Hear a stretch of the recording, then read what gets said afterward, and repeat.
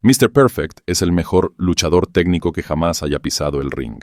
Capturó campeonatos en todos los territorios principales, dominó movimientos que nadie más podía ejecutar, e incluso se convirtió en el primer perfeccionista verdadero de la lucha libre, capaz de sobresalir en cualquier deporte que tocara.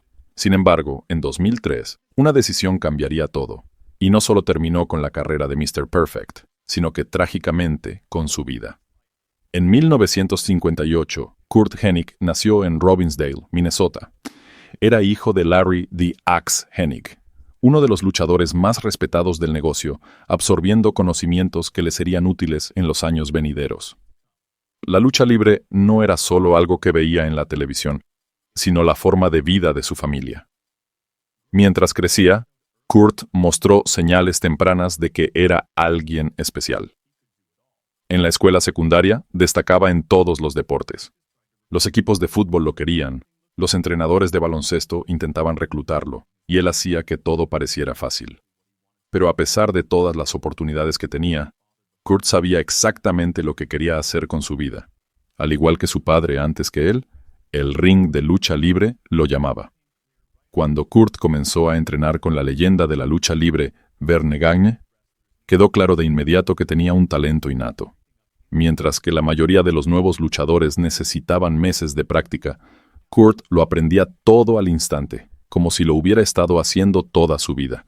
Inició su carrera en la AUA en 1980 y sintió una gran presión sobre sus hombros. Todos lo comparaban con su padre, Larry "The Axe" Hennig, uno de los luchadores más duros del circuito. Para un joven que recién comenzaba, llenar esas botas era un desafío enorme. Por eso, en el 81, Curt aprovechó la oportunidad de trabajar para la World Wrestling Federation, a la WWF, de Vince McMahon. Aunque su paso por la empresa fue breve, debido a que su esposa estaba a punto de dar a luz a su primer hijo, logró captar la atención de McMahon como un talento especial. Regresar a la AWA resultó ser una decisión inteligente. Curt formó equipo con un joven Scott Hall, y juntos ganaron los títulos de Tag Team, convirtiéndose en uno de los últimos grandes equipos en la historia de la AWA. Sin embargo, fue cuando Curt comenzó a luchar en solitario que su carrera realmente despegó. En el 87, vivió el momento más importante de su carrera hasta ese entonces al vencer al legendario Nick Bockwinkel y convertirse en campeón mundial de la AWA. Este logro no solo fue enorme para él, sino también para toda la familia Hennig, pues ni siquiera su padre había conseguido ese título. Curt finalmente había salido de la sombra de su progenitor. Mantuvo el título durante más de un año, pero a finales de los años 80, la AWA estaba en crisis. La empresa, que había existido durante décadas, comenzaba a desmoronarse. Por suerte para Curt, Vince McMahon no se había olvidado del talentoso joven que había visto años antes. Con la AWA en decadencia, McMahon le hizo una oferta que cambiaría su vida. Cuando Curt regresó a la WWF en el 88, McMahon apenas podía creer cuánto había evolucionado. El joven que había trabajado brevemente para él años atrás ahora era un luchador completo.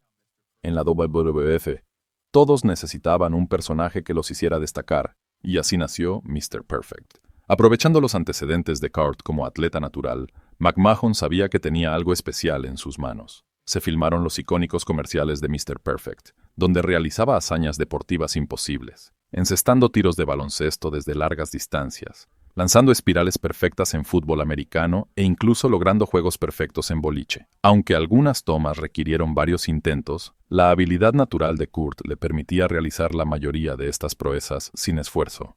Incluso cuando no hablaba, Curt sabía cómo robarse el espectáculo. Mientras Ric Flair realizaba sus famosas promos, los fanáticos no podían evitar mirar a Mr. Perfect en segundo plano, con expresiones y gestos que hacían todo aún más entretenido. Durante el tiempo que trabajaron juntos, Curt y Ric Flair se hicieron grandes amigos, lo cual no era sorprendente considerando la personalidad de Mr. Perfect. Detrás de escena, Curt era conocido como uno de los más queridos en el vestuario. Siempre tenía una broma lista para aligerar el ambiente y podía hacer reír a todos, incluso en los momentos más difíciles. Sin embargo, mientras mantenía a los demás sonriendo, Curt libraba sus propias batallas. Las lesiones en su espalda no mejoraban, y comenzó a depender cada vez más de los analgésicos para sobrellevar el dolor. aunque ya no recibía golpes en el ring, las secuelas de su carrera no desaparecían. En Survivor Series del 92, se planeaba una gran lucha en equipos entre Ultimate Warrior y Randy Savage contra Ric Flair y Razor Ramón. Sin embargo, cuando Warrior abandonó repentinamente la empresa antes del evento, McMahon tuvo que encontrar un reemplazo de última hora. Mr. Perfect, que nunca había sido un face, luchador bueno, tomó su lugar. Como en todo lo que hacía, Kurt hizo que la transición pareciera fácil. Los fanáticos, que por años lo habían odiado, ahora lo apoyaban.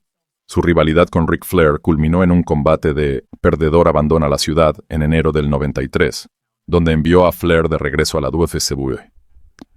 Después de eso tuvo enfrentamientos con estrellas en ascenso como Shawn Michaels y Lex Luger, pero algo era diferente esta vez.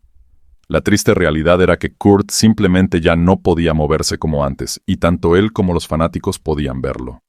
En el 96, Vince McMahon intentaba que Mr. Perfect regresara al ring una vez más.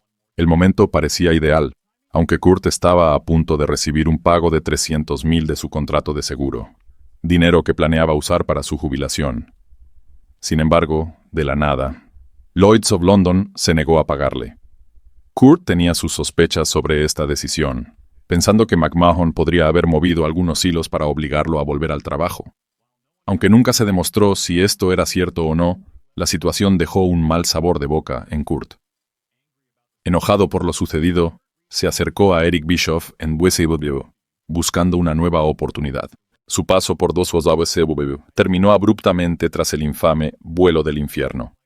En un vuelo comercial de regreso del Reino Unido a Estados Unidos, varios luchadores se salieron de control, pero las acciones de Kurt se destacaron incluso entre el caos.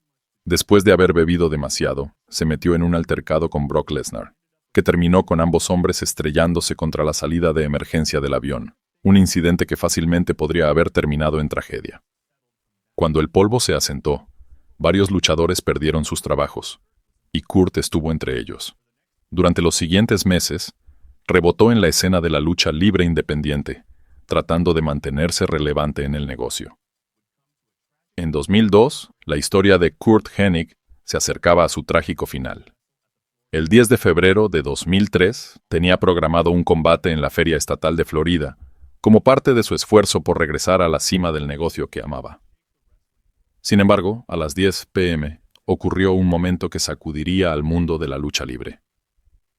Una mucama del hotel hizo un descubrimiento devastador. Kurt fue encontrado sin vida en su habitación. Tenía solo 44 años. Dejaba atrás a su esposa y 4 hijos, quienes ahora tendrían que seguir adelante sin su perfecto padre.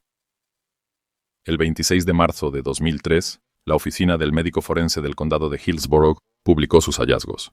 La causa oficial de muerte fue catalogada como intoxicación aguda por cocaína.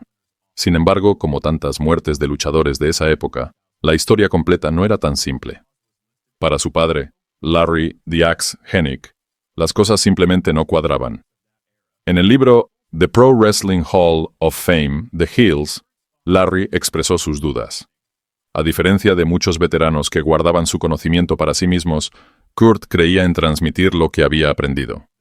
Siguiendo el ejemplo de Roddy Piper, tomó a innumerables luchadores más jóvenes bajo su protección, incluyendo a la futura estrella Brock Lesnar. Sean Waltman recordaría más tarde que Kurt veía la enseñanza como su deber en el negocio, pero quizás lo que más se recuerda de él es su capacidad para iluminar cualquier habitación en la que entrara. Stone Cold Steve Austin mencionó que nunca había visto a Kurt de mal humor. Otros luchadores contaban cómo podía cambiar la atmósfera incluso en el vestuario más tenso. Hoy, su legado sigue vivo a través de su hijo, Curtis Axel, quien lleva con orgullo el nombre Hennig en el ring. Antes de cada combate, Curtis reza en silencio a su padre. Si bien su historia terminó demasiado pronto, su legado perdura en los innumerables combates que dejó atrás, en los luchadores a los que influyó y en los recuerdos imborrables que creó para los fanáticos de la lucha libre en todo el mundo.